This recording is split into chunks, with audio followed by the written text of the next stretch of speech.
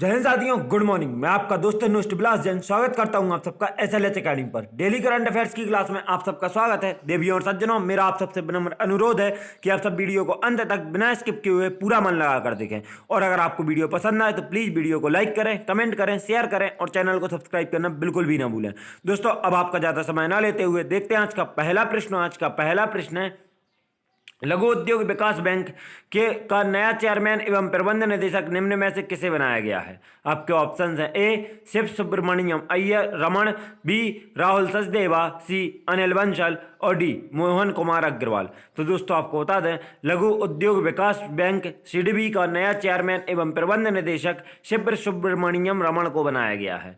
दोस्तोौ, सिडबी सूक्ष्म लघु एवं मझोले उद्यमों के वित्त पोषण और उन्हें बढ़ावा तथा विकास कार्यों में जुड़ा प्रमुख संस्थान है। रमण 1991 बैच के भारतीय ऑडिट और लेखा सेवा अधिकारी हैं और उनकी नियुक्ति 3 साल के लिए की गई।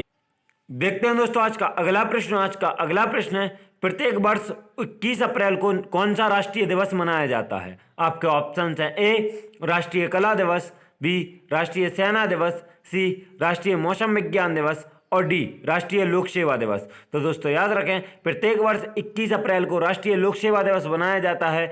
यह दिन उन लोक सेवकों को समर्पित है जो देश के प्रगति के लिए कार्य करते हैं, साथ ही नीति निर्माण में भी अपनी महत्वपूर्ण भूमिका अदा करते हैं।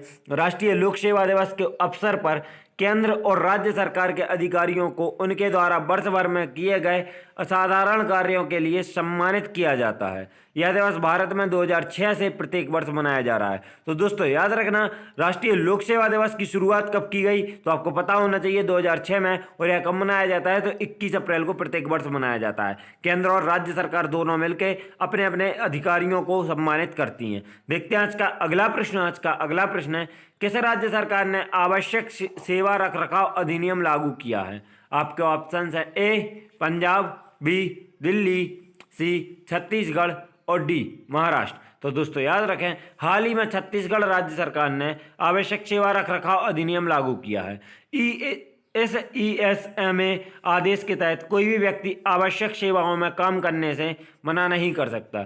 यह ईएसएमए आदेश सभी सरकारी और निजी स्वास्थ्य संस्थानों और स्वच्छता श्रमिकों के साथ साथ राज्य के सभी डॉक्टरों, नर्सों और स्वास्थ्य कार्यकर्ताओं सहित अन्य सभी स्वास्थ्य पेशेवर पर लागू होता है। तो दोस्तों, अब इस कानून को रखरखाव अधिनियम लागू होने के बाद कोई भी ऐसा नहीं कह पाएगा कि हम काम नहीं कर रहे हैं। सबको काम करना पड़ेगा। नजर डालेंगे दोस्तों छत्तीसगढ़ की तरफ, तो जैसे हम देख सकते हैं, यह छत्तीसगढ़ नक्शे में छत्तीसगढ़ की अगर सीमा देखें, सबसे पहले उत्तर से उत्तर प्रदेश, फिर झारखंड, फिर उड़ीसा, फिर आंध्र प्रदेश, फिर तेलंगाना और फिर महाराष्ट्र और मध्य प्रदेश। इतने राज्यों से इसकी सीमा लगती है।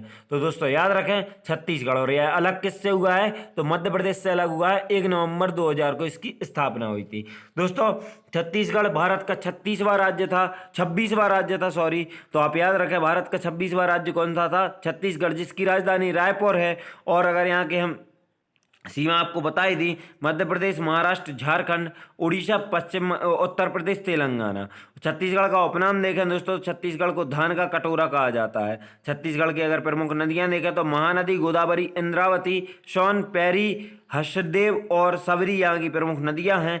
और यहाँ नेशनल पार्क देखें तो जो बहुत ही महत्वपूर्ण है, बहुत ध्यान से सुनना, बहुत अच्छे से याद रखना दोस्तों। कांगेर घाटी, इंद्रावती, अचानकमार वन्यजीव अभ्यारण्य और गुरु घासीदास छत्तीसगढ़ में ही स्थित है।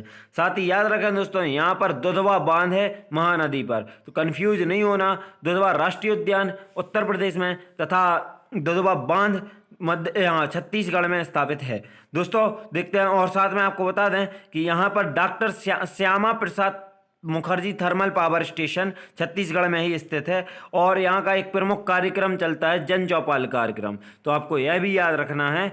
और दोस्तों, जन चौपाल कार्यक्रम में देश की पहली गार्बेज कैफे अंबिकापुर में, छत्तीसगढ़ के अंबिकापुर में ही स्थापित की गई थी। और देश का एकमात्र राज्य जहाँ कमी पुनर्मतदान की स्थिति नहीं बनी है। तो आपको याद रखना चाहिए कि छत्तीसगढ़ एकमात्र ऐसा राज्य है जहां आज तक कभी पुनर्मतदान नहीं हुआ है। देखते हैं आज का अगला प्रश्न। आज का अगला प्रश्न है, कौन सी company Cleartrip travel company का अधिग्रहण करेगी? आपके ऑप्शन है A Flipkart, B Amazon, C Google और डी फेसबुक। तो दोस्तों आपको बता दें, हाल ही में फ्लिपकार्ट ने क्लियर ट्रिप ट्रैवल कंपनी का अधिग्रहण करने का फैसला लिया है। इस डील की कुल कीमत $40 मिलियन होगी और इस डील के बाद फ्लिपकार्ट इंश्योरेंस और पेमेंट्स जैसे प्रोडक्ट्स को भी खरीद और बेच सकता है और क्लियर ट्रिप के सभी प्रोडक्ट्स पर फ्लिपकार्ट का हक होगा, क्योंकि यह पूरी तरह से क्लियर ट्रिप को खरीद लेगा। देखते हैं आज का अगला प्रश्न। आज का अगला प्रश्न है, नासा के 2 किलो वजनी हेलीकॉप्टर ने हाल ही में किस ग्रह पर पहली उड़ान भरकर इतिहास रच दिया है? आपके ऑप्शन है ए मंगल ग्रह, बी बृहस्पति ग्रह, सी शुक्र ग्रह और डी शनि ग्रह। तो दोस्तों आपको बता दें कि नासा के 2 किलो वजनी हेलीकॉप्टर ने हाल ही में मंगल ग्रह पर पहली उड़ान भरकर इतिहास रच दिया है। दोस्तों यह इतिहास इसलिए क्योंकि आज तक के इतिहास में पृथ्वी के अलावा किसी अन्य ग्रह पर उड़ान भर पाना संभव नहीं हुआ था, लेकिन अब यह मंगल ग्रह की सतह से उड़ान भर पाना संभव हुआ है। इस हेलीकॉप्टर ने 10 फीट की ऊंचाई पाने में सफलता पाई है। यह धरती छोड़ किसी दूसरे ग्रह पर किसी हेलीकॉप्टर की पहली उड़ान थी। नासा के अनुसार धरती पर उड़ान भरने वाले हेलीकॉप्टर के ब्लेड 1 मिनट में 400 से 500 राउंड घूमते हैं। दोस्तों अब आपको सबसे पहले मंगल ग्रह के बारे में बता दें तो मंगल ग्रह क्रम में अगर देखा जाए दूरी के क्रम में तो सूर्य से चौथा ग्रह है, जिसका परिक्रमण काल 687 दिन तथा घूर्णन काल 24 घंटे 37 मिनट है। दोस्तों मंगल ग्रह के 2 उपग्रह हैं, फोबोस और डीमोस, और मंगल ग्रह का एक उपनाम है कि इसे लाल ग्रह कहा जाता है। तो मंगल ग्रह का उपनाम क्या है? लाल ग्रह। आपसे पूछा जाए लाल ग्रह किसे कहा जाता है तो आपको पता होना चाहिए मंगल ग्रह को। दोस्तों अब आगे आपको बताएं कि अभी तक का सौरमंडल का ज्ञात सबसे ऊंचा पर्वत ओलंपस मॉन्स है, जो कि 27 किलोमीटर ऊंचा है और यह कहाँ है तो मंगल ग्रह पर। आपको यह बहुत अच्छे से याद रखना है क्योंकि यह पूछा जा सकता है आपसे कि सौरमंडल का सबसे अब तक का गया सबसे ऊंचा पर्वत किस ग्रह पर है तो मंगल ग्रह पर है ओलंपस मॉन्स नाम से और इसकी ऊंचाई है 27 किलोमीटर। देखते हैं दोस्तों आज का अगला प्रश्न। आज का अगला प्रश्न है, भारत और किस देश के बीच व्यापार सुधार उपायों के तहत क्षेत्र में सहयोग तंत्र स्थापित करने के लिए समझौता ज्ञापन मंत्रिमंडल ने मंजूरी दे दी है? आपके ऑप्शन है ए जापान, बी चीन, सी बांग्लादेश और डी ऑस्ट्रेलिया। तो दोस्तों आपको बता दें कि हाल ही में भारत और बांग्लादेश देश के बीच व्यापार सुधार उपायों के तहत क्षेत्र में उपयोग तंत्र स्थापित करने के लिए हुए समझौता ज्ञापन पर मंत्रिमंडल ने मंजूरी दे दी है। दोस्तों इसका उद्देश्य आपको बता दें तो इस समझौते का उद्देश्य व्यापार उपचार में दोनों देशों के बीच सहयोग को प्रोत्साहन देना और सूचना के आदान प्रदान से संबंधित व्यापक गतिविधियों की शामिल करना है। ऐसे समझौते की अध्यक्षता प्रधानमंत्री नरेंद्र मोदी ने की है। दोस्तों यहाँ पर ऐसे नहीं इस होगा, इस समझौते की अध्यक्षता प्रधानमंत्री नरेंद्र मोदी ने की है। दोस्तों नजर डालेंगे बांग्लादेश की तरफ तो बांग्लादेश की राजधानी ढाका है, यहाँ की मुद्रा टका है। बांग्लादेश की प्रधानमंत्री शेख हसीना तथा राष्ट्रपति अब्दुल हमीद हैं। दोस्तों यह भारत के साथ सबसे लंबी अंतर्राष्ट्रीय स्थलीय सीमा साझा करने वाला देश है। कौन है? बांग्लादेश। दोस्तों साथ ही याद रखें इसकी अगर सीमा देखें अंतर्राष्ट्रीय सीमा तो म्यांमार, भारत और बंगाल की खाड़ी से सीमा जुड़ती है। और अगर हम इसकी स्थापना देखें मतलब आज़ादी तो 26 मार्च 1971 को यह पाकिस्तान से आज़ाद हुआ था, लेकिन बांग्लादेश में 16 दिसंबर 1971 से वह अपना विजय दिवस मनाते हैं और 16 दिसंबर को यह अपना विजय दिवस मनाते हैं। दोस्तों 2 महत्वपूर्ण प्रश्न पूछे जाते हैं जो जहाँ से, तो आप याद रखना कि बांग्लादेश में गंगा नदी को पद्मा तथा ब्रह्मपुत्र नदी को जमुना कहा जाता है और साथ ही बांग्लादेश की राजधानी ढाका को मस्जिदों का शहर तथा रिक्शों की राजधानी कहा जाता है। दोस्तों याद रखें कि ढाका में ही 30 दिसंबर 1906 को अखिल भारतीय मुस्लिम लीग की स्थापना हुई थी, इसलिए ढाका शहर बहुत ज़्यादा फेमस है। देखते हैं आज का अगला प्रश्न। आज का अगला प्रश्न है, भारत के कई राज्यों में ऑक्सीजन पहुंचाने के लिए पहली ऑक्सीजन एक्सप्रेस मुंबई क्षेत्र से किस शहर के बीच रवाना हुई है? आपके ऑप्शन है ए पुणे, बी विशाखापट्टनम, सी चेन्नई और डी दिल्ली। तो दोस्तों याद रखें भारत के कई राज्यों में ऑक्सीजन पहुंचाने के लिए पहली ऑक्सीजन एक्सप्रेस मुंबई क्षेत्र से विशाखापट्टनम शहर के बीच रवाना हुई है। भारत के कई राज्यों में ऑक्सीजन पहुंचाने के लिए पहली ऑक्सीजन एक्सप्रेस मुंबई क्षेत्र से विशाखापट्टनम के बीच रवाना हुई है। टोटो सेवा के तहत कलम्बोली से 7 खाली टैंकरों को विशाखापट्टनम ले जाया गया।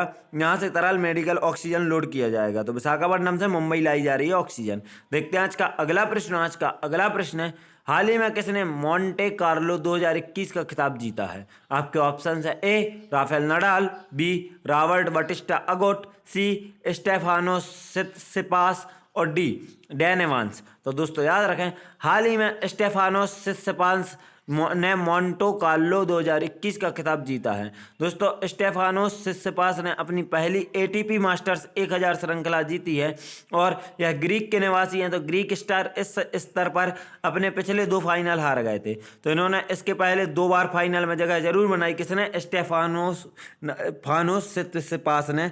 लेकिन यह दोनों बार फाइनल हारे और दोनों बार फाइनल किससे हारे? तो आपको बता दें दोस्तों कि टोरंटो में राफेल नडाल और मैड्रिड में नोवाक जोकोविच ने उन्हें हराया था। लेकिन इस साल यह विजेता बन गए हैं। किसके? मोंटे कार्लो 2021 खिताब के विजेता बने हैं स्टेफानोस सित्सिपास। देखते हैं आज का अगला प्रश्न। आज का अगला प्रश्न है, हाल ही में भारत और किस देश के रक्षा मंत्रालयों के बीच वेबिनार एवं एक्सपो का आयोजन किया गया है? आपके ऑप्शन है ए वियतनाम, बी जापान, सी मालदीव और डी फ्रांस। तो दोस्तों याद रखें, हाल ही में भारत और वियतनाम के रक्षा मंत्रालयों के बीच वेबिनार एवं एक्सपो का आयोजन किया गया है। इस वेबिनार का विषय भारत वियतनाम रक्षा सहयोग। बहुत अच्छे से याद रखना दोस्तों, क्योंकि सब्जेक्ट और ये थीम पूछे जाते हैं बहुत अच्छे से। वेबिनार का आयोजन फिक्की के माध्यम से रक्षा उत्पादन विभाग के तत्वाधान में किया गया था। यह अनेक वेबिनारों की श्रृंखला का हिस्सा है जो रक्षा निर्यात को बढ़ावा देने और 2025 तक $5 अरब के रक्षा निर्यात लक्ष्य को प्राप्त करने के उद्देश्य से मित्र देशों के साथ आयोजित की जा रही है। तो दोस्तों याद रखें कि इसका लक्ष्य कब तक का है? तो 2025 तक $5 अरब के रक्षा निर्यात लक्ष्य को प्राप्त करना है। और इसलिए यह वेबिनार मित्र राष्ट्रों के साथ किए जा रहे हैं, जिनमें से एक वियतनाम है।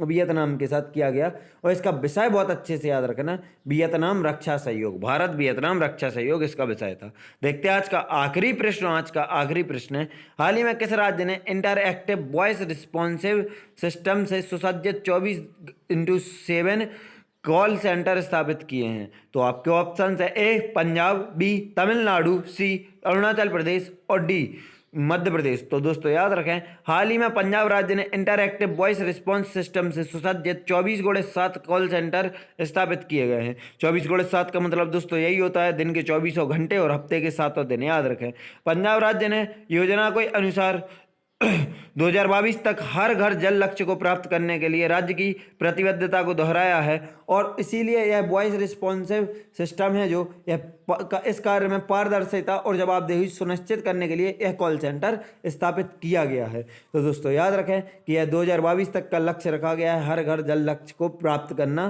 पंजाब राज्य सरकार द्वारा। क्वेश्चन यहाँ से भी बन सकता है। नजर डालेंगे पंजाब की तरफ, तो पंजाब के वर्तमान में मुख्यमंत्री कैप्टन अमरिंदर सिंह, राज्यपाल बीपी सिंह बदनौर तथा राजधानी पंजाब की चंडीगढ़ है। दोस्तों हमारी वीडियो यहीं समाप्त होती है। वीडियो को अंत तक देखने के लिए आप सभी का धन्यवाद। अगर आप सबको वीडियो पसंद आई हो तो प्लीज़ वीडियो को लाइक करें, कमेंट करें, शेयर करें और चैनल को सब्सक्राइब करना बिल्कुल भी ना भूलें। अगर आप सब हमसे फेसबुक, टेलीग्राम या इंस्टाग्राम पर जुड़ना चाहते हैं तो डिस्क्रिप्शन बॉक्स से लिंक द्वारा फॉलो कर सकते हैं।